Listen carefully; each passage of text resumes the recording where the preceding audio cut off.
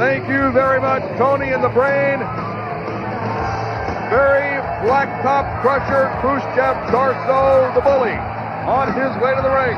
Wait a minute, you missed a couple. I'm sure I did. Oh, that's right, I forgot about that problem you have with Regal. Of course. Are you kidding me? I'm on their Rolodex and for all the wrong reasons. Oh, Darso really giving it to Keith Butler, our ring announcer. I heard you were on their speed dial. I'm sure. And an entire filing cabinet because of the stuff I say on this broadcast. Please. You know what I say on this broadcast. It doesn't matter what I say on this broadcast. It's 2 files thick. And you know what? You just added a third. Great. Steven Regal. David Taylor bringing up the rear with a Union Jack.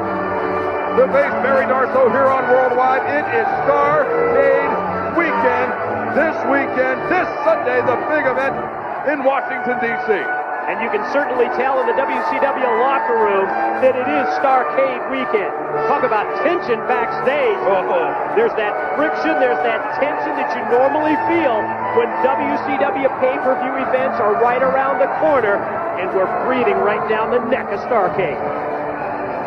It goes back to 1983. The Flair for the gold. Ric Flair and Harley race in Greensboro, North Carolina. That's when it all started. But I think Starrcade 99, easily the most eagerly anticipated Starrcade in many, many years, maybe ever. It's going to go down this Sunday, and what's at the very top? The World Heavyweight Championship, Bret Hart defending against Goldberg. Isn't it amazing? Our World Tag Team Champions in WCW.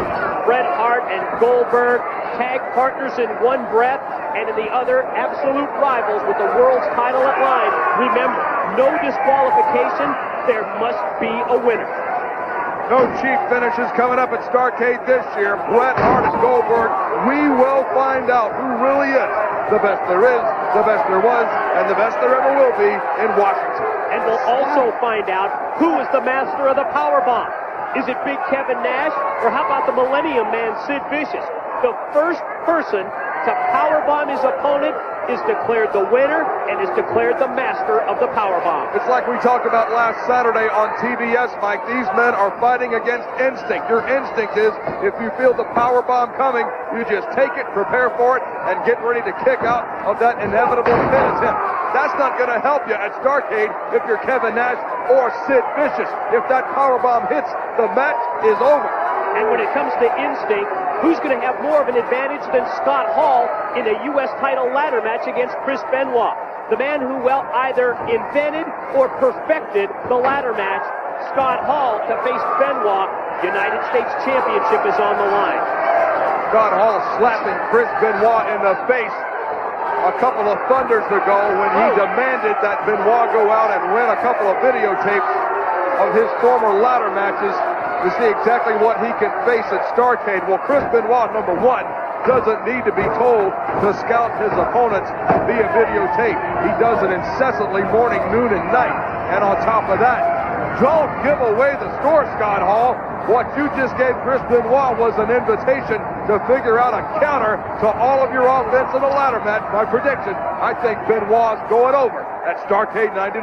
David Taylor from outside the ring using the flagpole to wear down Barry Darso, sends him back in, and Steven Regal, an attempt now to just finish off Darso, punctuated with a European uppercut, and then Taylor again with the bottom end of that flagpole, and now just trying to choke the breath right out of Darso. Why is David Taylor allowed at ringside? He is a wrestler, not a manager, not a licensed second in WCW. Why is Charles Robinson not sending him to the back?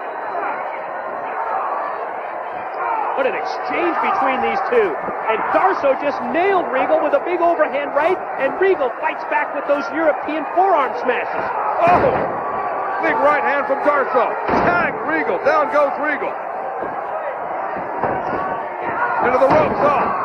Lariat from Barry Darso. Sets Regal. Belly to back suplex.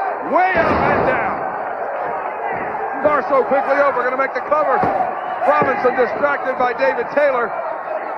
And even that momentary distraction by Taylor allowed Regal to kick out at 2 rather than Darso to pin him. And wait a minute, Robinson just got nailed with the legs of Regal on the slam attempt by Darso. Robinson just bought one in the face. That's going to open the door to Taylor.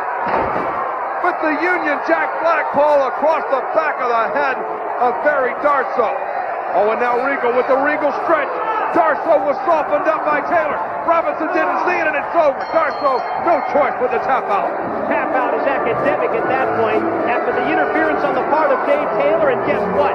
Yet another tainted victory for Steven Regal. Watch that gratuitous backbeat we hear in the distance. When we come back, it'll be the Disco Inferno.